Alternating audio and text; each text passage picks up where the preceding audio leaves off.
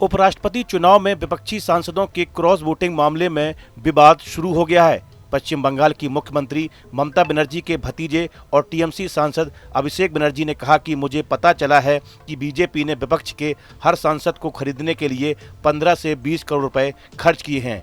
TMC में दूसरे number की हैसियत रखने वाले अभिषेक ने कोलकाता में कहा, कल मैंने कुछ लोगों से बात की और पता चला कि भाजपा ने प्रत्येक सांसद के वोट खरीदने के लिए उन पर 15 से 20 करोड़ रुपए खर्च किए हैं।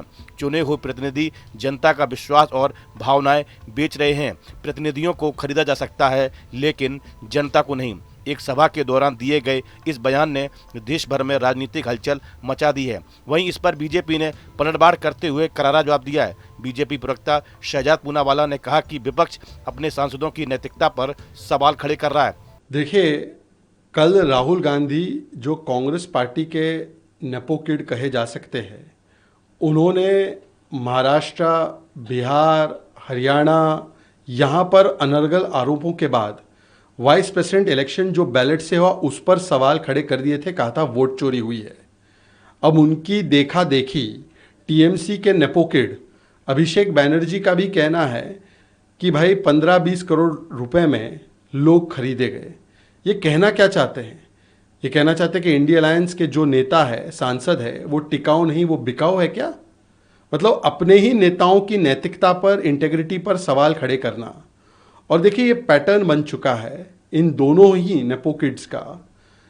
एक रिपोर्ट के मुताबिक अभिषेक बनर्जी ने कोलकाता में कहा कि उपराष्ट्रपति चुनाव में टीएमसी के सभी सांसद मौजूद थे और उन्होंने पार्टी के उम्मीदवार बी सुदर्शन रेड्डी को वोट दिया, लेकिन गुप्त मतदान होने की वजह से यह साफ नहीं हो पाया कि क्या क्रॉस वोटिंग हुई या विपक्षी वोट खारिज किए गए। उन्होंने कहा कि एक सिद्धांत यह हो सकता है कि सभी विपक्षी सांसदों ने मतदान किया हो और यदि सभी 15 विपक्षी सांसदों के वोट रद्द कर दिए गए हों तो क्रॉस वोटिंग नहीं हो सकती। अगर आप 50-50 के बंटवारे पर विचार करें तो हो सकता है कि 5-7 लोगों ने क्रॉस वोटिंग की हो। इसके अलावा उन्होंने पश्चिम बंगाल में 2021 के विधानसभा चुनाव और महाराष्ट्र व झारखंड विधानसभा चुनाव में भाजपा पर पैसे का खेल खेलने का भी आरोप लगाया। उन्होंने कहा कि ऐसे कई चुनाव हुए जहां पैसों के लेन देन में विधायकों की खरीद फरोख्त हुई और सरकारें गिर गईं।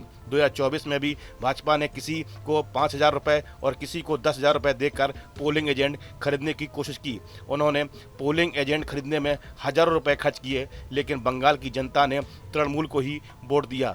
बंगाल की जनता ने दिखा दिया कि नेताओं को खरीदा जा सकता है, जनता को नहीं। मतदाता सूची के विशेष गहन पुनरीक्षण यानी कि एसआईआर के बारे में टीएमसी नेता ने कहा कि उनकी पार्टी अदालत के अंदर और बाहर इसके खिलाफ लड़ाई लड़ेगी। चुनाव आयोग हमारे द्वारा उठाए गए सवालों का जवाब नहीं दे पाया। उन्हें सुप्रीम कोर्ट में भी विरोध का सामना करना पड़ा, जहां शीर्ष अदालत ने स्पष्ट किया कि पहचान प्रमाण पत्र के लिए आधार को 12वें दस्तावेज के रूप में स्वीकार करना होगा। यहां वे पहले ही हार चुके हैं।